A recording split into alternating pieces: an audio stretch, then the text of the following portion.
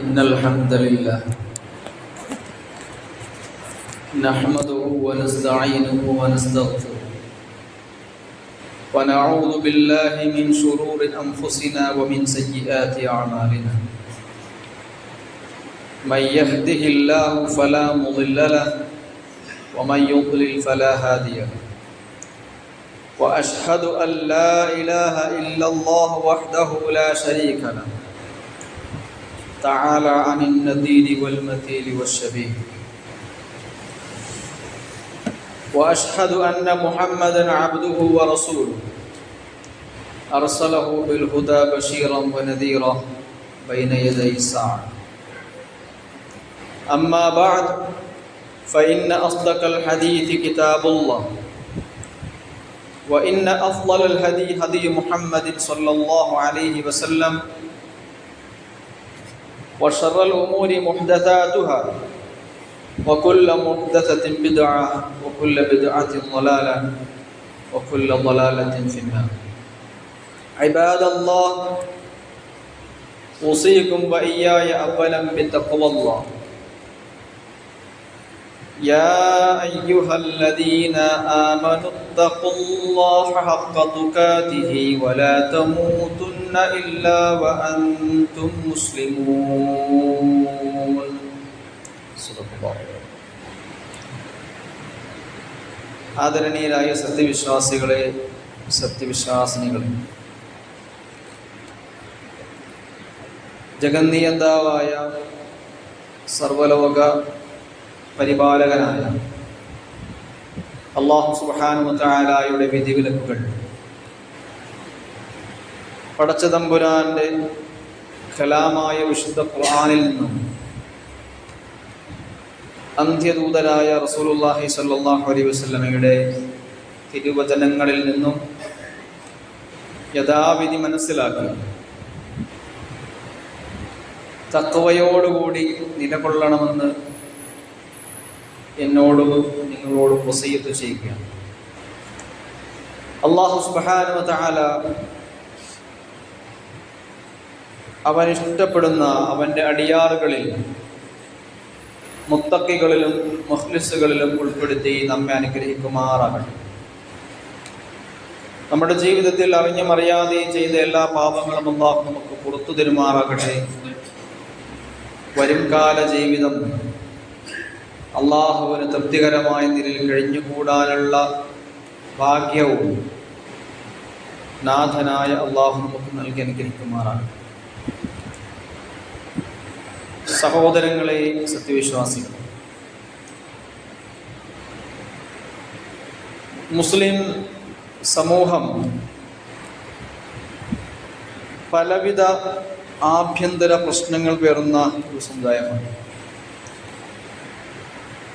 വർഷങ്ങളായി കണ്ടുവരുന്ന ചില അടിസ്ഥാന പ്രശ്നങ്ങൾ സമുദായത്തിനകത്തെ ഓരോ കുടുംബങ്ങളിലുമുണ്ട്. ഈ പ്രശ്നങ്ങളെക്കുറിച്ച് പഠിക്കുമ്പോൾ ഇതൊക്കെയും മറ്റ് ചില പ്രശ്നങ്ങളുടെ അനന്തരഫലങ്ങളാണ്. ഒരു പ്രശ്നത്തിൽ നിന്നാണ് മറ്റൊരു പ്രശ്നം ഉണ്ടാകുന്നത് എന്നർത്ഥം.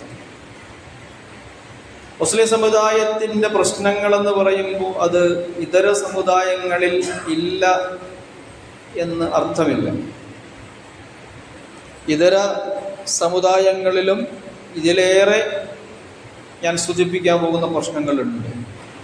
പക്ഷെ അവരെ സംബന്ധിച്ചിടത്തോളം അവർക്ക് മാർഗദർശകമായ ഗ്രന്ഥത്തിൻ്റെ അഭാവമുള്ളത് കൊണ്ട് ആ പ്രശ്നങ്ങൾക്ക് പരിഹാരം കണ്ടെത്താൻ കഴിയും.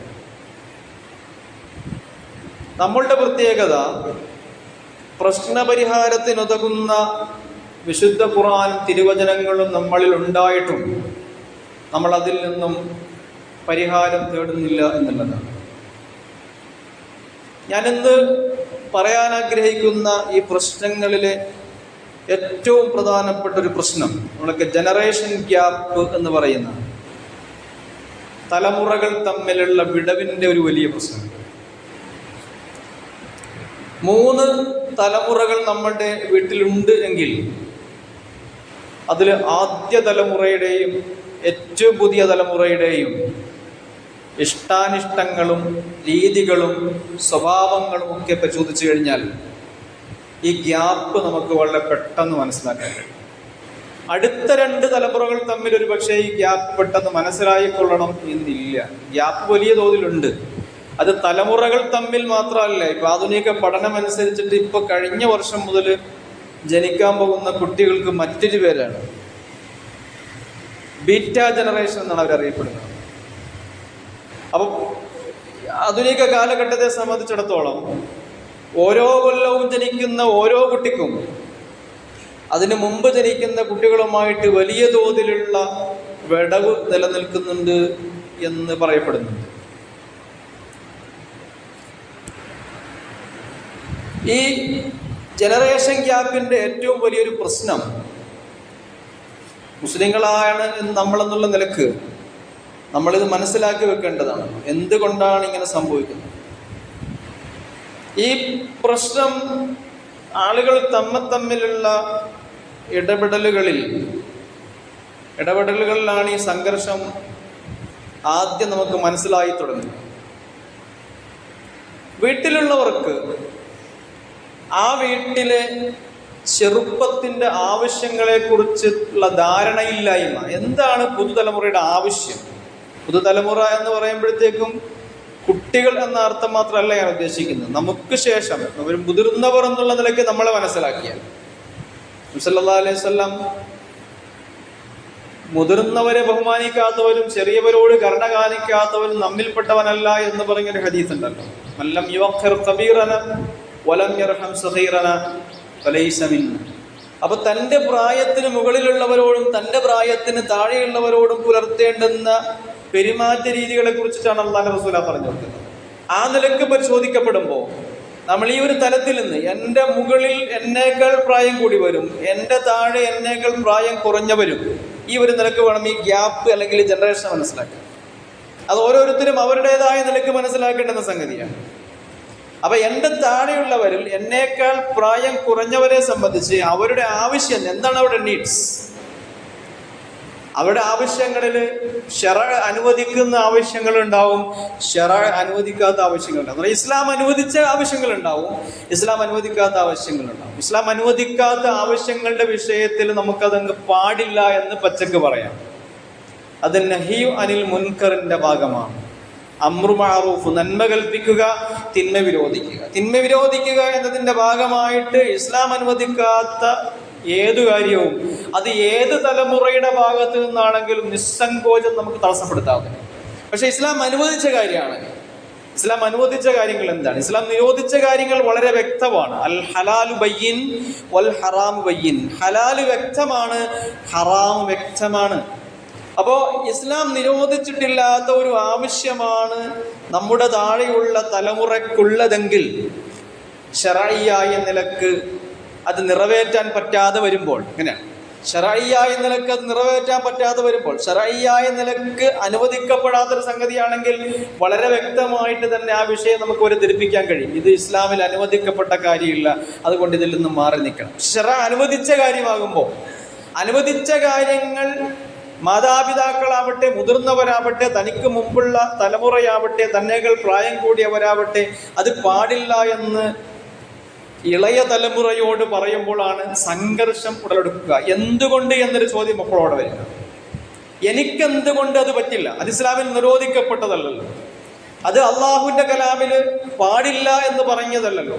റസൂലുള്ളാഹി സ്വല്ലല്ലാഹു അലൈഹി വസല്ലമോ അല്ലെങ്കിൽ പണ്ഡിതന്മാരോ ഖുർആനിന്റെയോ സുന്നത്തിന്റെ അടിസ്ഥാനത്തിൽ അതിലെന്തെങ്കിലും കറാഹത്ത് പറയാത്ത സ്ഥിതിക്ക് പിന്നെ എനിക്ക് എന്തുകൊണ്ട് അത് പാടില്ല? ഈ പാടില്ല എന്ന ഈ ചോദ്യം, ഇതാണ് പിന്നീട് കുടുംബഘടനയുടെ ശിഥിലീകരണത്തിനും വിള്ളലിനുമൊക്കെ കാരണമാകും. ഇപ്പൊ പുതുതലമുറ ടെക്നോളജിയെ കുറിച്ച് പഠിച്ചു വരുമ്പോൾ, ഇപ്പൊ ടെക്നോളജിയിൽ ജീവിക്കുന്ന ഒരു തലമുറയാണ്. കഴിഞ്ഞ കാല തലമുറകളെ പരിശോധിക്കുമ്പോഴത്തേക്കും ഇപ്പൊ നമുക്ക് മുമ്പുള്ള ഒരു 70-80 വയസ്സിന്റെ മുകളിലുള്ള ആളുകൾ, അതിന്റെ മുകളിലേക്കുള്ള ആളുകളെ, അവരുടെ തലമുറകൾ തമ്മിൽ വലിയ ഗ്യാപ്പില്ല. കാരണം ആ കാലഘട്ടത്തിൽ ടെക്നോളജി വികസിച്ചിട്ടില്ല. എല്ലാം ഒരേപോലെ തന്നെയാണ്. പണ്ട് അഞ്ചലോട്ടക്കാരൻ തപാലും ചുമന്ന് കിലോമീറ്ററുകൾ ഓടി അപ്പുറത്ത് തന്നെ കാത്തു നിൽക്കുന്ന അഞ്ചലോട്ടക്കാരന്റെ കയ്യിൽ കത്ത് കൊടുത്ത് അയാൾ പിന്നെയും ഓടി മണികിലുക്കി ഓടി അതിനപ്പുറത്ത് വയലുകൾക്കപ്പുറത്ത് കാത്തു നിൽക്കുന്ന ആളെ സന്ധിക്കുന്നത് വരെ ഓടി, അങ്ങനെ നമ്മൾ സന്ദേശങ്ങൾ കൈമാറിയ കഴിഞ്ഞ കാലം, അത് നൂറ്റാണ്ടുകൾ ആ കാലഘട്ടത്തിന് പോയിരുന്നു എന്നുള്ളതാണ്. വാഹനങ്ങൾ ഭൂമിയിലേക്ക് വരുന്നതേ ഉണ്ടായിരുന്നുള്ളൂ. ആളുകളുടെ പ്രധാന വാഹനം എന്ന് കുതിരയും ഒട്ടകവും കഴുതയും ഗോവർ കഴുതയും ഒക്കെയായിരുന്ന ആ ഒരു കാലഘട്ടത്തിൽ വലിയ ഗ്യാപ്പിന്റെ പ്രശ്നം ഉത്ഭവിച്ചിരുന്നില്ല. പക്ഷെ ആധുനിക കാലം എന്ന് നമ്മൾ വിളിക്കപ്പെടുന്ന ഈ ഒരു കാലഘട്ടത്തിൽ ഏറെക്കുറെ 19-ാം നൂറ്റാണ്ട് 20 നൂറ്റാണ്ടിന്റെ കാലഘട്ടത്തിൽ താഴത്തേക്ക് ഇങ്ങോട്ട് 20-ാം നൂറ്റാണ്ട് മുതൽ 19 കൂട്ടണ്ട, 19-ാം നൂറ്റാണ്ട് നമ്മുടെ നാട്ടിൽ അത്രയും വികസനം വന്ന സമയമല്ല. അപ്പൊ 20-ാം നൂറ്റാണ്ട് മുതൽ താഴത്തേക്ക് ഇങ്ങോട്ട് നമ്മൾ 21-ാം നൂറ്റാണ്ടിൽ എത്തി നിൽക്കുന്നു. വളരെ വേഗത്തിലാണ് വികസനത്തിന്റെ കുതിച്ചുചാട്ടം സംഭവിച്ചുകൊണ്ടിരിക്കുന്നത്. അപ്പൊ നമ്മളിപ്പോ 4Gയെ കുറിച്ചും 5Gയെ കുറിച്ചും പറഞ്ഞുകൊണ്ടിരിക്കുമ്പോഴത്തേക്കും ഇന്നലെ നമ്മൾ കേട്ട വാർത്ത ചൈനയിൽ 10G പരീക്ഷിച്ചു കഴിഞ്ഞു എന്നുള്ളതാണ്. എത്ര പെട്ടെന്നാണ് മാറ്റം വന്നുകൊണ്ടിരിക്കുന്നത്. ഒരൊറ്റ സിനിമ ഒരു സെക്കൻഡ് കൊണ്ട് ഡൗൺലോഡ് ചെയ്യാൻ പറ്റും എന്നുള്ളത് അതിന്റെ വേഗത സൂചിപ്പിക്കാൻ വേണ്ടി പറഞ്ഞത്. അപ്പൊ പുതുതലമുറയുടെ ഈ ടെക്നോളജിയുടെ വ്യാപനം, അതിന്റെ പേരിൽ ഉണ്ടായിത്തീരുന്ന പുതിയ സാംസ്കാരിക മാതൃകകൾ, ഒരു ടെക്നോളജി ഒരു വീട്ടിലേക്ക് കടന്നു വരിക എന്ന് പറഞ്ഞാൽ അതിന്റെ അർത്ഥം ഒരു മൊബൈൽ ഉപയോഗമോ ഒരു സിനിമ കാണലോ റീല് കാണുകയോ എന്നുള്ളത് മാത്രമല്ല. വിവിധ നാടുകളുടെ സംസ്കാരങ്ങളും പേറിയിട്ടാണ് ഇതിലൂടെ വരുന്ന വാർത്തകൾ ഇവന്റെ മുമ്പിലേക്ക് വന്നുകൊണ്ടിരിക്കുന്നത്. പണ്ടൊക്കെ വിവിധ സംസ്കാരങ്ങൾ കാണണമെങ്കിൽ ദീർഘയാത്ര ചെയ്യണമായിരുന്നു. ഒയാൻസാങ്ങും ഇബ്നു ബത്തൂത്തയും പോലുള്ള ആളുകൾ വിവിധ നാടുകൾ താണ്ടിക്കടന്ന് അവിടുത്തെ സംസ്കാരങ്ങൾ പുസ്തകങ്ങളിൽ പകർത്തി അത് എഴുതി മറ്റുള്ള ആളുകൾക്ക് എത്തിച്ചു കൊടുത്തുകൊണ്ടിരുന്ന ഒരു കാലഘട്ടത്തിൽ അക്ഷരാഭ്യാസമുള്ള ആളുകൾക്ക് മാത്രം വിവിധ സംസ്കാരങ്ങളെ വായിച്ചറിയാൻ പറ്റുന്ന ഒരു സമയത്ത് അന്നും അനുഭവിച്ചറിയാൻ കഴിയുമായിരുന്നില്ല. ആ ഒരു കാലം മാറി ഇന്ന് നേർക്ക് നേരെ കാണുന്നത് പോലെ അനുഭവിക്കുന്നത് പോലെ നമ്മുടെ മുമ്പിലേക്ക് ഇതൊക്കെ ഇങ്ങനെ വന്നുകൊണ്ടിരിക്കുകയാണ്. അപ്പൊ ഇതിൽ ചില നന്മകളുള്ളത് അപ്ലൈ ചെയ്യാൻ പുതുതലമുറ ശ്രമിക്കും, തിന്മകളുള്ളതും അനുകരിക്കാൻ ശ്രമിക്കും. തിന്മകളുടെ വിഷയത്തിൽ ഞാൻ പറഞ്ഞു, ആ തിന്മകൾ ഇസ്ലാമിൽ പാടില്ലാത്തതാണ് എന്ന് നമുക്ക് നേർക്ക് നേരെ പറഞ്ഞവരെ ബോധവൽക്കരിക്കാൻ കഴിയുമെങ്കിൽ ഇസ്ലാം പാടില്ല എന്ന് പറഞ്ഞ ചില നന്മകളെ, അല്ലെങ്കിൽ ഇസ്ലാം അനുവദിച്ചു കൊടുത്തിട്ടുള്ള ചില നന്മകളെ, ചില മുബാഹാത്തുകളെ, ചില അനുവദനീയങ്ങളെ നമുക്ക് തിരസ്കരിക്കാൻ കഴിയില്ല. അപ്പൊ ആ സംഗതികളെ തൻ്റെ ജീവിതത്തിൽ കിട്ടണമെന്ന ആഗ്രഹം ഇവർ കൊണ്ടു നടക്കുമ്പോൾ പഴയ തലമുറയുമായിട്ടുണ്ടാകുന്ന ഒരു ഏറ്റുമുട്ടലുണ്ട്, ടെക്നോളജിയുടെ ഒരു ഏറ്റുമുട്ടൽ. ഈ നിലക്ക് ഇത് പഴയ തലമുറയ്ക്ക് ഇത് അന്യമാണ് എന്നതും പുതുതലമുറയ്ക്ക് ഇത് കിട്ടിയേ തീരൂ എന്നുള്ള ഈ വാശിയുടെ പേരിലും ഉണ്ടായിത്തീരുന്നൊരു വലിയ സാംസ്കാരിക വിടവുണ്ട്, ജനറേഷനിൽ വിടവുണ്ട്. ഈ വിടവ് നമ്മുടെ കുടുംബങ്ങളിൽ സൃഷ്ടിക്കുന്നത്, അതിൻ്റെ പേരിലുണ്ടാകുന്നത് ഭയാനകമായ ഫലങ്ങളാണ്. ചെറിയ ചെറിയ പ്രശ്നങ്ങളല്ല, വലിയ തർക്കങ്ങളും വലിയ പ്രശ്നങ്ങളുമാണ് അതുണ്ടാക്കി തീർക്കുന്നത്. ആ കാരണം കൊണ്ട് തന്നെ നിരവധി കുടുംബങ്ങളിൽ സാമൂഹിക പ്രശ്നങ്ങൾ ഉണ്ടാകുന്നുണ്ട്. കുടുംബ ശിഥിലീകരണത്തിന് അത് നിമിത്തമാകുന്നുണ്ട്. ഈ കുടുംബ ശിഥിലീകരണം ഇങ്ങനെ പല കാരണങ്ങൾ, ടെക്നോളജിയുടെ വിഷയം മാത്രമല്ല ഞാൻ ഉദ്ദേശിച്ചത്, ടെക്നോളജി ഒരു ഉദാഹരണം എന്നുള്ള നിലക്ക് മാത്രം പറഞ്ഞു വെച്ചതാണ്. പലവിധ കാരണങ്ങളാൽ കൊണ്ട് പഴയ തലമുറയും പുതിയ തലമുറയും മൂത്ത തലമുറയും ഇളയ തലമുറയും തമ്മിലുണ്ടാകുന്ന ഈ സംഘർഷങ്ങൾ, കുടുംബ ശൈഥില്യങ്ങൾ പിന്നീട് അതെവിടേക്ക് എത്തിപ്പെടുമെന്ന് ചോദിച്ചു കഴിഞ്ഞാൽ പിന്നെ അത് സ്വഭാവ വൈകൃതങ്ങളിലേക്കാണ്. ലഹരി ഉപയോഗത്തിലേക്ക് അത് പിന്നീട് നയിക്കും. ഒരാൾക്ക് സമാധാനമില്ലാതാകുമ്പോഴത്തേക്കും പിന്നെ അവൻ അഭയം തേടുന്നത് പലപ്പോഴും ലഹരിയിലായിരിക്കും. എനിക്ക് അല്പസമയമെങ്കിലും സമാധാനം കിട്ടട്ടെ എന്ന് കരുതി മയക്കുമരുന്നിനും കള്ളുകുടിക്കും അവൻ അടിമപ്പെടും. ആ വീട്ടിൽ വളരുന്ന കുട്ടികളുടെ പഠനത്തിനെ അത് ബാധിക്കും. പഠന വൈകല്യങ്ങൾ ഉണ്ടാകും. ഇപ്പൊ സ്കൂളിലൊക്കെ പഠനത്തിൽ പിന്നാക്കം നിൽക്കുന്ന പല കുട്ടികളെയും പരിശോധിക്കുമ്പോഴത്തേക്കും എന്തുകൊണ്ട് പഠിച്ചില്ല, എന്തുകൊണ്ട് ഇന്നലെ ഹോംവർക്ക് ചെയ്തില്ല, പഠിക്കാൻ മിടുക്കിയായിരുന്ന കുട്ടി ഒരു ദിവസമോ 2 ദിവസമോ ഹോംവർക്ക് ചെയ്യാതെ ക്ലാസ്സിൽ വരുമ്പോൾ അന്വേഷിക്കുമ്പോഴാണ് വരുന്നത്, സാറേ ഇന്നലെ അച്ഛനും അമ്മയും വഴക്കായിരുന്നു. കുടുംബ ശൈഥില്യം ഈ കുട്ടിയെ പഠനത്തെ ബാധിക്കുകയാണ്. അപ്പൊ അച്ഛനും അമ്മയും എന്തുകൊണ്ട് വഴക്കുണ്ടായി എന്നുള്ളതല്ല, അവിടുത്തെ വഴക്ക് ആ കുട്ടിയുടെ പഠനത്തെ ബാധിക്കുന്നു. ശൈഥില്യം നയിക്കുന്നത് ഈ പറഞ്ഞ വലിയ പ്രശ്നം, അത് ഭാവികാല പ്രശ്നമാണല്ലോ, താൽക്കാലികമായി ഉണ്ടാകുന്ന ഒരു ചെറിയ പ്രശ്നമല്ല. ഞാനൊരു ഉദാഹരണം ചൂണ്ടിക്കാണിച്ചു മാത്രമേ ഉള്ളൂ. മോശം ആരോഗ്യം അതിലൂടെ ഉണ്ടാകുന്നു. കുടുംബം തകരുന്നതോടുകൂടി ആ കുടുംബത്തിലെ കുട്ടികളുടെ ആരോഗ്യത്തിന് അത് പ്രശ്നമാകുന്നുണ്ട്. 10,000 1,500 രൂപ ഒരു ദിവസം പണിയെടുത്ത് സമ്പാദിക്കുന്ന ഒരു അച്ഛൻ്റെ മകളുടെ അവസ്ഥ എനിക്ക് ക്ലാസ്സിൽ ഓർമ്മ വരുന്നുണ്ട്.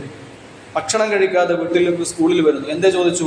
രാവിലെ തോട്ടുന്ന വെള്ളം മുക്കി കുടിച്ചിട്ടാ വന്നത്. എന്തായിരുന്നു? വീട്ടിലൊന്നും ഉണ്ടാക്കില്ല. എല്ലാ ദിവസവും പണിയുള്ള ആളാണ്. അപ്പൊ ആ കുട്ടിയുടെ ആരോഗ്യത്തെ ബാധിക്കുന്നുണ്ട് ഇയാളുടെ കള്ളുകുടി എന്നുള്ളതാണ്. കള്ളുകുടിയിലേക്ക് നയിച്ച കാരണങ്ങളെ കുറിച്ച് അന്വേഷിക്കുമ്പോൾ ആ കുടുംബത്തിലുള്ള ശൈഥില്യമാണ് എന്ന് മനസ്സിലാക്കാൻ പറ്റും.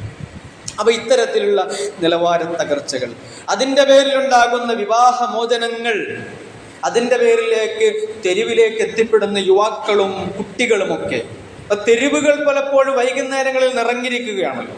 നമ്മളുടെയൊക്കെ തെരുവുകളുടെ ഒരു പ്രത്യേകത എന്നുള്ളത് അല്ലേ, പലപ്പോഴും അതിങ്ങനെ മനസ്സിലാക്കാൻ പറ്റും. മുസ്ലിങ്ങൾ കൂടുതൽ താമസിക്കുന്ന സ്ഥലങ്ങളിലാണ് തെരുവുകളിൽ ആളുകൾ കൂടുതലുള്ളത്. മുസ്ലിങ്ങളുടെ എണ്ണം കുറഞ്ഞ സ്ഥലങ്ങളിൽ തെരുവുകളിൽ ആളുകൾ തുലവും കുറവാണ്. ഞാനൊരു നിരീക്ഷണം മാത്രം പറഞ്ഞതാണ് വിഷയത്തിൽ, ചിലപ്പോൾ ശരിയാവാൻ തെറ്റായിരിക്കാം. വടക്കൻ മേഖലകളിലേക്ക് യാത്ര ചെയ്യുമ്പോൾ പാതിരാവുകളിൽ നിരത്തുകളിൽ യുവാക്കളെ കാണാൻ കഴിയും. തുറന്നു വെച്ചിരിക്കുന്ന റെസ്റ്റോറൻറ്റുകളിൽ, ഹോട്ടലുകളിൽ ഭക്ഷണം കഴിക്കുക എന്നുള്ള വ്യാജേന സുഹൃത്തുക്കളുമൊത്ത്. ആ കാഴ്ച നമ്മൾക്ക് ഇതര മതസ്ഥർ താമസിക്കുന്ന സ്ഥലങ്ങളിൽ കാണാൻ കഴിയുന്നില്ല. തമാശക്ക് ഇങ്ങനെ ഒരു പ്രഭാഷകന്റെ ഒരു ഭാഷ കേട്ടിട്ടുണ്ട്. എന്താണ് സഹോദര ഇത്ര വൈകിട്ടും നീ വീട്ടിൽ പോകാത്തത് എന്ന് ചോദിച്ചപ്പോഴത്തേക്കും, ദജ്ജാൽ ഉറങ്ങട്ടെ എന്നിട്ട് പോകാമെന്ന മറുപടി. ആരാ ദജ്ജാൽ? എൻ്റെ ഭാര്യയാണ്. അപ്പൊ സമാധാനക്കേടാണ് വീട്ടിൽ പോയി കഴിഞ്ഞാൽ. അപ്പൊ ഇത് ഉറങ്ങിക്കഴിഞ്ഞിട്ട് പോയി കഴിഞ്ഞാൽ സ്വസ്ഥമായി കിടന്ന് സരി കിടന്ന് ഉറങ്ങിയാൽ മതിയല്ലോ. അപ്പൊ ഇങ്ങനെ കുടുംബങ്ങളിൽ ഉണ്ടാകുന്ന ഇത്തരത്തിലുള്ള പ്രശ്നങ്ങൾ, തെരുവുകളിൽ എത്തിപ്പെടുന്ന ഇത്തരത്തിലുള്ള യുവാക്കൾ, അതിൻ്റെ പേരിൽ അങ്ങനെ തന്നെ അച്ഛനെ പാതിരാത്രി വീട്ടിൽ കിട്ടാതെ വളർന്നു വരുന്ന മക്കളും പിന്നെ അധികം വൈകാതെ തെരുവിൻ്റെ സന്തതികളായി മാറും. ആ കുട്ടികൾ പിന്നീട് അനുഭവിക്കേണ്ടി വരുന്ന ലൈംഗിക അതിക്രമങ്ങൾ, അല്ലേ, അനൗപചാരികമായ ഭവനമാറ്റങ്ങൾ ഇന്ന് കേരളത്തിൽ വ്യാപകമാണ്. മാതാപിതാക്കളെ മാറ്റിയിട്ട് ആളുകൾ മറ്റു വീടുകൾ തേടിപ്പോകുന്നു. ആവശ്യമില്ലാതെ തന്നെ. ആവശ്യമുണ്ടെങ്കിൽ ഇത് ന്യായീകരിക്കാം, ആവശ്യമില്ല. ഇങ്ങനെ ഉണ്ടാകുന്ന സാമൂഹികമായ കുടുംബ സംബന്ധമായ അനവധി പ്രശ്നങ്ങൾ, ഈ പ്രശ്നങ്ങൾക്കൊക്കെ ശാസ്ത്രീയമായ പഠനം ആവശ്യമാണ്. ഓരോ പ്രശ്നത്തെയും പ്രത്യേകമെടുത്ത് പ്രത്യേകമായി പഠിക്കേണ്ടതാണ്. ഓരോന്നിനും പ്രത്യേക പഠനം ആവശ്യമാണ്. ഇതെല്ലാം കൂടെ കൂട്ടി നമുക്ക് മനസ്സിലാക്കാവുന്ന ഒരു സംഗതിയുണ്ട്. ഏതായാലും ഈ പ്രശ്നങ്ങളെല്ലാം വളരെ അപകടകരമായൊരു പ്രശ്നമാണ്. എന്തുകൊണ്ട് ഇത് അപകടകരമായ പ്രശ്നമാകുന്നു എന്ന് ചോദിച്ചാൽ, ഒരു സമൂഹത്തെ കെട്ടിപ്പടുക്കുന്നതിലെ ന്യൂക്ലിയസ് ആയി കണക്കാക്കപ്പെടുന്ന കുടുംബം എന്ന സംവിധാനത്തിൻ്റെ തകർച്ചയാണ് ഇതിലൂടെ സംഭവിക്കുന്നത്. കുടുംബം തകരുന്നതോടുകൂടി ഒരു സമൂഹം മൊത്തത്തിൽ തകരും. ഒരു കുടുംബങ്ങളല്ലല്ലോ തകരുക, പല കുടുംബങ്ങളാണ് തകരുക. കുടുംബം തകരുന്നു, സമൂഹം തകരുന്നു. അങ്ങനെ ഏതൊരു രാജ്യത്തിൻ്റെയും നട്ടെല്ലായ യുവാക്കളുടെ പുരോഗതി അത് ബാധിക്കുന്നു. യുവത്വമാണ് ഒരു നാടിനെ പച്ചപിടിപ്പിക്കുന്നത്. യുവത്വത്തിൻ്റെ പ്രവർത്തനങ്ങളാണ് ഒരു നാടിനെ ലോകോത്തര നിലവാരത്തിലേക്ക് ഉയർത്തുന്നത്. അപ്പൊ അത്തരത്തിലുള്ള യുവാക്കൾ, ഞാൻ നേരത്തെ പറഞ്ഞതുപോലെ, മയക്കുമരുന്നിന് അടിമകളാകുന്നു. അവർ തെരുവുകളിലേക്ക് എത്തിപ്പെടുന്നു. ക്രിയാത്മകമായ പ്രവർത്തനങ്ങളിൽ ഇവർക്ക് ഇടപെടാൻ കഴിയാതെ വരുന്നു. ഈ പ്രശ്നങ്ങളൊക്കെ ഇതിൻ്റെ തുടക്കം എന്നുള്ള നിലയ്ക്ക് വലിയ പഠനം ആവശ്യമാണെങ്കിലും ഇതിൻ്റെ തുടക്കം, ഈ ശൈഥില്യത്തിൻ്റെ തുടക്കം എവിടെ നിന്നാണ്? ഈ ശൈഥില്യത്തിൻ്റെ തുടക്കം ഞാനിത് പറയുമ്പോൾ ഒരു പക്ഷേ നിങ്ങൾക്ക് ഉൾക്കൊള്ളാൻ പറ്റുമോ എന്ന് ഭയമാണ്. പക്ഷേ പഠനത്തിൻ്റെ അടിസ്ഥാനത്തിൽ പറയാൻ പറ്റുന്നൊരു സംഗതി, ഈ ശൈഥില്യത്തിൻ്റെയൊക്കെ തുടക്കം നല്ലവരായ നമ്മുടെ മാതാപിതാക്കളാണ്. എന്തുകൊണ്ട് നല്ലവരായ മാതാപിതാക്കൾ എന്ന് പറഞ്ഞു എന്ന് ചോദിച്ചു കഴിഞ്ഞാൽ, ഒരാൾക്കും അവരവരുടെ മാതാപിതാക്കൾ മോശമല്ല. എല്ലാവർക്കും മാതാപിതാക്കൾ പ്രിയപ്പെട്ടവരാണ്, ബഹുമാന്യരാണ്. കള്ള് കുടിക്കുന്ന അച്ഛനെ സംബന്ധിച്ച് മകനോട് ചോദിച്ചാലും അച്ഛൻ ചത്തു കഴിയുമ്പോൾ ആ മകൻ പറയും, എൻ്റെ അച്ഛൻ എത്ര നല്ലവനായിരുന്നു. വൈകുന്നേരം വന്ന് അമ്മയെ കുനിച്ചു നിർത്തി ഇടിക്കുന്നത് ദൈനംദിനം കാണേണ്ടി വരുന്ന ഈ കുട്ടി പിന്നെ പറയുക എൻ്റെ അച്ഛൻ്റെ നല്ല ഓർമ്മകളെ സംബന്ധിച്ചിട്ടായിരിക്കും. അപ്പം ആ നല്ലവരായ മാതാപിതാക്കൾ, ആരാധനകൾ അനുഷ്ഠിക്കുന്നവർ, സുന്നത്ത് നോമ്പുകളും സുന്നത്ത് നിസ്കാരങ്ങളും അനുഷ്ഠിക്കുന്നവർ. പക്ഷേ ഇവർ ഇങ്ങനെ നല്ലവരായിരിക്കുമ്പോഴും ആരാധനകൾ നിമഗ്നരായിരിക്കുമ്പോഴും ഇസ്ലാമിൻ്റെ കൽപ്പനകൾ അനുസരിക്കുന്ന വിഷയത്തിൽ അവർ പിന്നിലായിരിക്കും.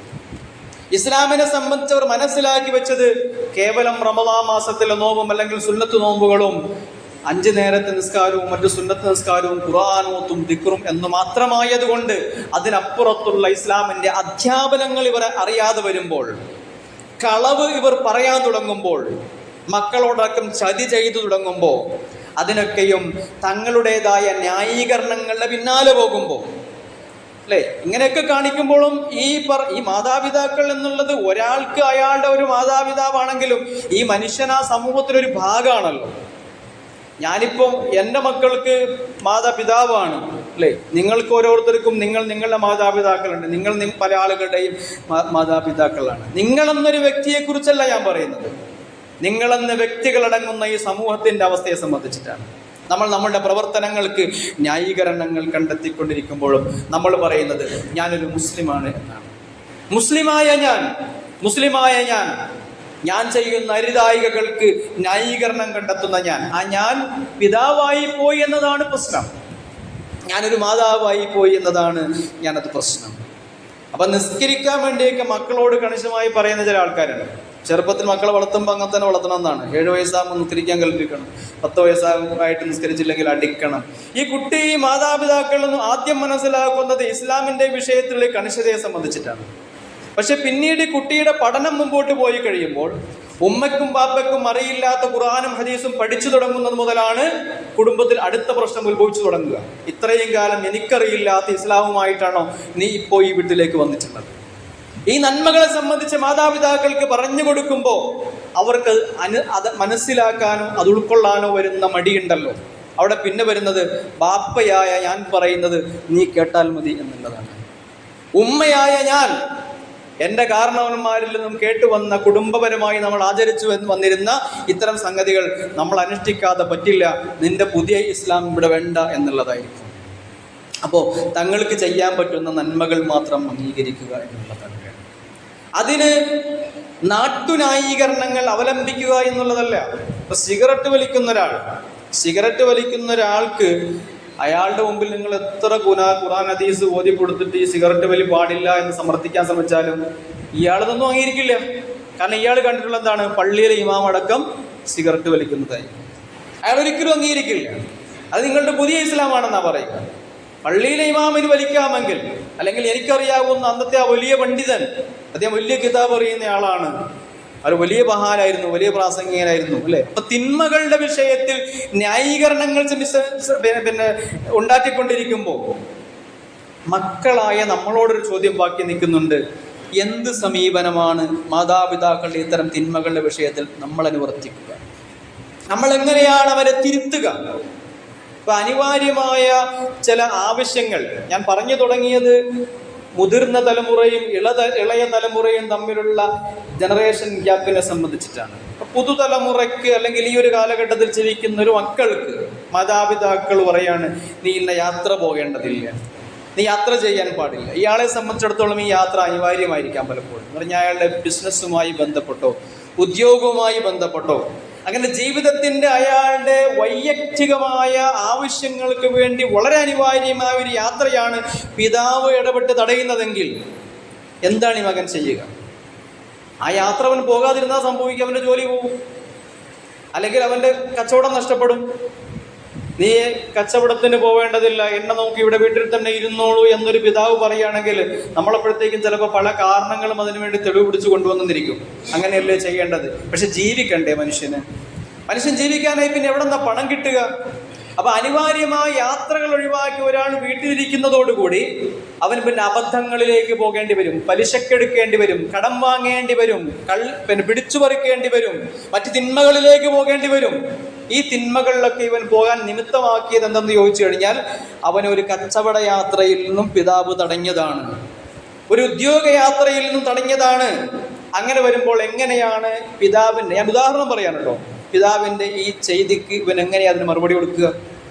അതിൻ്റെ മറുപടി എന്താണെന്ന് വെച്ച് കഴിഞ്ഞാൽ റസൂലുള്ളാഹി സ്വല്ലല്ലാഹു അലൈഹി വസല്ലം പറയുന്ന ഒരു സംഗതി ഇമാം ബുഖാരി മുസ്ലിം പറയുന്നുണ്ട്, ലാ ത്വഅത ഫീ മഅസിയ, തിന്മകളിൽ ആരെയും അനുസരിക്കേണ്ടതില്ല, തിന്മകളിൽ ആരെയും അനുസരിക്കേണ്ടതല്ല.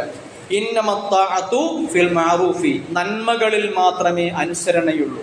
അത് മാതാപിതാക്കളാണെങ്കിലും ശരി, ഏത് മുതിർന്നവനാണെങ്കിലും, ഏത് വലിയാണെങ്കിലും, ഏത് ഇമാമാണെങ്കിലും തിന്മകൾ കൽപ്പിച്ചാൽ എന്ന് പറഞ്ഞാൽ അള്ളാഹു അനുവദിച്ച അനുവദനീയമായ കാര്യങ്ങൾ അനിവാര്യമായ സമയത്ത് നിർവഹിക്കുന്ന വിഷയത്തിലാണ് നമുക്ക് വിലക്ക് വരുന്നതെങ്കിൽ ആ വിലക്കിനെ അംഗീകരിക്കേണ്ടതില്ല എന്നുള്ളതാണ്. വൈയക്തികമായ കാരണങ്ങളുടെ വിഷയത്തിൽ മാത്രമാകട്ടെ, സാമൂഹികമായ വിഷയങ്ങളുടെ പേരിലല്ല ഞാൻ പറയുന്നത്. വളരെ വ്യക്തമായി തന്നെ വേർതിരിച്ച് മനസ്സിലാക്കണം. സാമൂഹികമായ ഒരു ആവശ്യത്തിന് വേണ്ടിയിട്ടാണ് ഇയാളുടെ യാത്ര. ഞാൻ നേരത്തെ യാത്രയാണ് ഉദാഹരിച്ചത്. സാമൂഹികമായ ഒരാവശ്യത്തിന് വേണ്ടി ഒരാൾ യാത്ര പോകുന്നു. അത് വലിയ യാത്രയാവട്ടെ ചെറിയ യാത്രയാവട്ടെ. പക്ഷേ ഇയാൾക്ക് ഇയാളുടെ മാതാപിതാക്കളെ നോക്കാൻ മറ്റൊരാൾ വീട്ടിലില്ല എന്ന് സങ്കല്പിക്കുക. ബുഖാരി മുസ്ലിം റിപ്പോർട്ട് ചെയ്തൊരു ഹദീസ് നമുക്കിങ്ങനെ കാണാം. നബി സല്ലല്ലാഹു അലൈഹി വസല്ലമയുടെ അടുക്കൽ ഒരു യുവാവ് ജിഹാദ് ചെയ്യാനുള്ള സന്നദ്ധത അറിയിച്ചു കൊണ്ടുവന്നു. റസൂലുള്ളാഹി സ്വല്ലല്ലാഹു അലൈഹി വസല്ലം ഈ യുവാവിനോട് ചോദിക്കുന്നുണ്ട്, അഹയ്യുൻ വാലിദാക, നിന്റെ മാതാപിതാക്കൾ ജീവിച്ചിരിക്കുന്നുണ്ടോ? ഈ യുവാവിന്റെ മറുപടി, നാം, അതേ റസൂലേ, എൻ്റെ മാതാപിതാക്കൾ ജീവിച്ചിരിക്കുന്നുണ്ട്. നബി സല്ലല്ലാഹു അലൈഹി വസല്ലം പറഞ്ഞു, ഫഫീഹിമാ ഫജാഹിദ്, എങ്കിലേ നീ അവിടേക്ക് തിരിച്ചു പോ, നിന്റെ ജിഹാദ് അവിടെയാണ്. എന്തുകൊണ്ടെന്ന് ചോദിച്ചു കഴിഞ്ഞാൽ ഇതൊരു സാമൂഹികമായ ഒരാവശ്യമാണ്. ഈ സാമൂഹികമായ ആവശ്യം നിർവഹിക്കാൻ പ്രശ്നങ്ങളില്ലാത്ത മറ്റാളുകൾ സമൂഹത്തിൽ നിലനിൽക്കുന്നുണ്ടെങ്കിൽ നിന്നെ സംബന്ധിച്ചിടത്തോളം നിന്റെ മാതാപിതാക്കളെ പരിപാലിക്കേണ്ടത്, നോക്കേണ്ടത് മറ്റാരും അവർക്ക് തുണയില്ല എന്ന നിലക്ക് അത് നിന്റെ മാത്രം വൈയക്തികമായ ബാധ്യതയാണ്. നീ ആ ബാധ്യത നിർവഹിച്ചേ പറ്റുള്ളൂ. സാമൂഹികമായ ബാധ്യതയ്ക്ക് ആളുള്ളപ്പോഴാണ്. സാമൂഹികമായ ബാധ്യതയ്ക്ക് ആളില്ലാത്ത അവസരത്തിലാണെങ്കിൽ അപ്പൊ പിന്നെ വീണ്ടും നിയമം മാറും. അപ്പൊ ഈ നിയമങ്ങൾ അത് വൈയക്തികമാണോ സാമൂഹികമാണോ എന്നൊക്കെ നോക്കിയിട്ട് വേണം ഈ അനുസരണത്തിൻ്റെയും അനുസരണക്കേടിൻ്റെയും ഒക്കെ നില നമ്മൾ മനസ്സിലാക്കണം. വളരെയേറെ ചർച്ച ചെയ്ത് മനസ്സിലാക്കേണ്ടുന്ന ഒരു വിഷയമാണ്. അല്ലാഹു സുബ്ഹാനഹു വ തആല കാര്യങ്ങൾ നേരാവണ്ണം മനസ്സിലാക്കി അതനുസരിച്ച് പ്രവർത്തിക്കാൻ തൗഫീഖ് നൽകുമാറാകട്ടെ.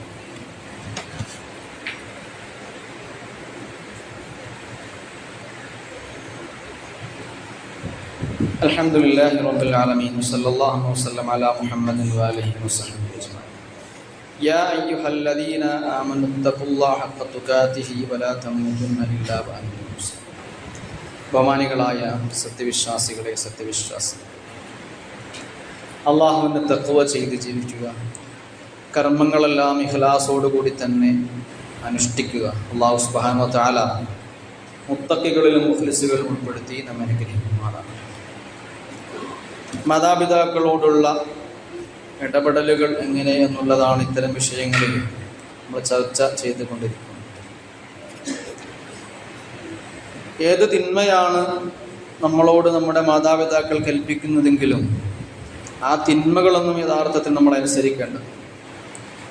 സൂറത്തുൽ ലുഖ്മാനിലെ 15-ാമത്തെ ആയത്തിന് വൈൻ ജാഹദാക അലാ തുശ്രിക ബി മാ ലൈസ ലക ബിഹി ഇൽമുൻ ഫലാ തുതിഉഹുമാ, നിനക്ക് ജ്ഞാനമില്ലാത്ത വിഷയത്തിൽ എന്നോട് ശിർക്ക് ചെയ്യാനാണ്, അള്ളാഹുവിനോട് അനുസരണക്കേട് കാണിക്കാനാണ് നിന്റെ മാതാപിതാക്കൾ നിന്നോട് കൽപ്പിക്കുന്നതെങ്കിൽ ഫലാ തുതിഉഹുമാ, നീ ആ വിഷയത്തിൽ അവരെ അനുസരിക്കേണ്ടതില്ല. അള്ളാഹുവിൻ്റെ കൽപ്പനകൾക്കെതിരെ പ്രവർത്തിക്കാനുള്ള നിർദ്ദേശമാണെങ്കിൽ അത് അനുസരിക്കേണ്ടതില്ല എന്നുള്ളതാണ്. പക്ഷെ ആ അനുസരണക്കേട് പുലർത്തുമ്പോഴും അള്ളാഹിനെ മാത്രം അനുസരിച്ച് മാതാപിതാക്കളെ ധിക്കരിക്കേണ്ടുന്നൊരു ഘട്ടത്തിൽ ആ ധിക്കാരം നമ്മൾ കാണിക്കുമ്പോഴും അള്ളാഹു അതിൻ്റെ കൂടെ ചേർത്ത് പറഞ്ഞൊരു ഭാഗമുണ്ട്. ആ ആയത്തിൻ്റെ തന്നെ ബാക്കിയായിട്ട് അതേ 15-ാമത്തെ ആയത്തിൽ വസാഹിബുഹുമാ ഫിദ്ദുന്യാ മഅറൂഫ, അവരോട് നീ ദുന്യവി വിഷയത്തിൽ നല്ല നിലക്ക് പെരുമാറും. സാഹിബുഹുമാ ഫിദ്ദുന്യാ, ഇഹലോക സംബന്ധിയായ വിഷയത്തിൽ നീ അവരോട് മഅറൂഫൻ നല്ല നിലക്കിടപെടണം. വത്തബി സബീല മൻ അനാബ ഇലയ്യ, എന്നിലേക്ക് ഖേദിച്ചു മടങ്ങിയ ആളുകളുടെ പാതയിൽ തന്നെ നീയും പോകണം. ഇലയ്യ സുമ്മ ഇലയ്യ മർജിഉക്കും, എന്തുകൊണ്ടെന്നാൽ പിന്നെ നിങ്ങളൊക്കെ തിരിച്ചു വരേണ്ടത് എൻ്റെ അടുക്കലേക്കാണ്. ഫഉനബ്ബിഉക്കും ബിമാ കുന്തും തഅമലൂൻ, അന്ന് നിങ്ങൾ ഇഹലോകത്ത് എന്ത് ചെയ്തു എന്നുള്ളത് ഞാൻ നിങ്ങളോട് പരലോകത്തെത്തുമ്പോൾ പറഞ്ഞു തരാനിരിക്കുന്ന ഒരു കാലം വരാനുണ്ട്. അതുകൊണ്ട് തിന്മകൾ കൽപ്പിക്കുന്ന മാതാപിതാക്കളോട് നോ പറയുമ്പോഴും അവരോട് നിങ്ങൾ മാന്യമായിട്ട് ഇടപെടണമെന്ന് അള്ളാഹു വിശുദ്ധ ഖുർആനിൽ പറഞ്ഞു വെക്കുന്നുണ്ട്. റസൂലുള്ളാഹി സ്വല്ലല്ലാഹു അലൈഹി വസല്ലമിന്റെ അടുക്കൽ അസ്മാ റളിയല്ലാഹു തആല അൻഹ, ആയിഷ റളിയല്ലാഹു തആല അൻഹയുടെ സഹോദരി വന്ന് ചോദിക്കുന്ന ചോദ്യം, റസൂലേ, എൻ്റെ ഉമ്മ എൻ്റെ അടുക്കൽ വന്നിട്ടുണ്ട്, ഞാൻ അവരോട് നന്മയിൽ വർത്തിക്കണമോ?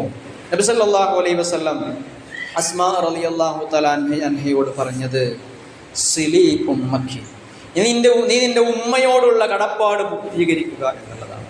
മാതാപിതാക്കളുടെ തിന്മകളോട്, അത് തിന്മകളാണെന്ന് ഗുണദോഷിക്കുമ്പോൾ ഇബ്രാഹിം അലൈഹി സ്വലാത്തു വസ്സലാമിന്റെ മഹത്തായ ഒരു മാതൃകയുണ്ട്. യാ അബത്തി, തിന്മകൾ കൽപ്പിക്കുന്ന ഇബ്രാഹിം അലൈഹി സ്വലാത്തു വസ്സലാമിന്റെ പിതാവിനോട് ഇബ്രാഹിം അലൈഹി സ്വലാത്തു വസ്സലാം പറയുന്ന മറുപടി യാ അബത്തി, പ്രിയപ്പെട്ട പിതാവേ എന്നാണ്. യാ അബത്തി, പൊന്നു പിതാവേ, ലാ തഅബുദ് ശൈത്താന, അങ്ങ് പിശാചിനെ ആരാധിക്കരുത്.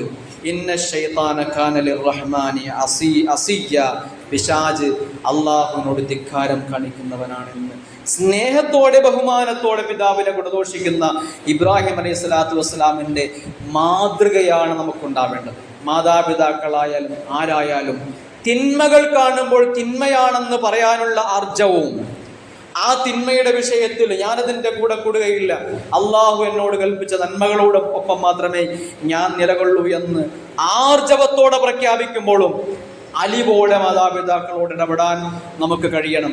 അത് നാളെ ചോദ്യം ചെയ്യുമെന്നാണ് അള്ളാഹു ഖുർആനിലൂടെ നമ്മൾ ഉണർത്തിയിരിക്കുന്നത്. കാരുണ്യവാനായ നാഥൻ മാതാപിതാക്കളോടുള്ള കടപ്പാടുകൾ പൂർത്തിയാക്കാൻ നമുക്ക് തൗഫീഖ് നൽകുമാറാകട്ടെ. എല്ലാ മനുഷ്യർക്കും നസീഹത്ത് കൊടുക്കുവാൻ, അങ്ങനെ ഖൈർ ഉമ്മത്തിൻ്റെ ഭാഗമാകുവാൻ അള്ളാഹു നമുക്ക് തൗഫീഖ് നൽകി അനുഗ്രഹിക്കുമാറാകട്ടെ. കാരുണ്യവാനായ നാഥ, ജീവിതത്തിൽ പലതിനും വീഴ്ചകൾ വന്നു പോയിട്ടുണ്ട്, അറിഞ്ഞും അറിയാതെയുമൊക്കെ. അള്ളാഹുവേ, നീ എല്ലാം മാപ്പാക്കി തരണമേ നാഥ. പടച്ച തമ്പുരാനെ, നീ ഞങ്ങളുടെ എല്ലാ നന്മകളും സ്വീകരിക്കണമേ അള്ളാഹുവേ. എല്ലാ തിന്മകളിൽ നിന്നും നീ ഞങ്ങൾക്ക് പൊറുക്കൽ തന്ന് അനുഗ്രഹിക്കണേ അള്ളാഹുവേ. പടച്ചവനെ, ഞങ്ങളുടെ സഹോദരങ്ങൾ ഫലസ്തീനിൽ ഇപ്പോഴും പ്രയാസത്തിലാണ്. ഇന്ത്യ രാജ്യത്തെ മുസ്ലിമീങ്ങളുടെ ജീവിതവും വലിയ കഷ്ടത്തിലേക്കാണ് പോയിക്കൊണ്ടിരിക്കുന്നത്. വഖഫിൻ്റെ ബില്ലും മറ്റു പലതും ഞങ്ങളുടെ തലയിലുണ്ട്. നാഥ, ഞങ്ങളോട് അതിക്രമം കാണിക്കുന്ന ഭരണാധികാരികളെ അള്ളാഹുവേ നീ ബാക്കിയാക്കല്ലേ അള്ളാഹുവേ. നന്മകൾ ചെയ്യുന്ന ആളുകളെ നീ ഞങ്ങളുടെ തലയ്ക്ക് മുകളിൽ നിലനിർത്തണേ നാഥ. പടച്ചവനെ, ഞങ്ങൾക്ക് സമാധാനം തന്ന് അനുഗ്രഹിക്കണമേ അള്ളാഹുവേ. പ്രയാസപ്പെടുന്ന എല്ലാ ആളുകളുടെയും പ്രയാസത്തെ നീ ഒഴിവാക്കി കൊടുക്കണേ അള്ളാഹുവേ. പരീക്ഷകൾ എഴുതി വിജയം കാത്തിരിക്കുന്ന ഞങ്ങളുടെ മക്കൾക്ക് നല്ല വിജയം നൽകി നീ അവരെ അനുഗ്രഹിക്കണമേ അള്ളാഹുവേ. അല്ലാഹുമ്മ ഗ്ഫിർ ലിൽ മുഅ്മിനീന വൽ മുഅ്മിനാതി വൽ മുസ്ലിമീന വൽ മുസ്ലിമാത് അൽ അഹ്യാഇ മിൻഹും വൽ അംവാത് ഇന്നക മുജീബുദ് ദഅവാത് യാ ഖാദിയൽ ഹാജാത്. اللهم أعز الإسلام والمسلمين وأذل الشرك والمشركين. اللهم إنا نعوذ بك من فتنة القبر ومن عذاب القبر ومن عذاب النار ونسألك الفردوس الأعلى. ربنا آتنا في الدنيا حسنة وفي الآخرة حسنة وقنا عذاب النار. ربنا تقبل منا إنك أنت السميع العليم وتب علينا إنك أنت التواب الرحيم. وصلى الله وسلم على محمد وآله وصحبه أجمعين والحمد لله رب العالمين. أقم الصلاة.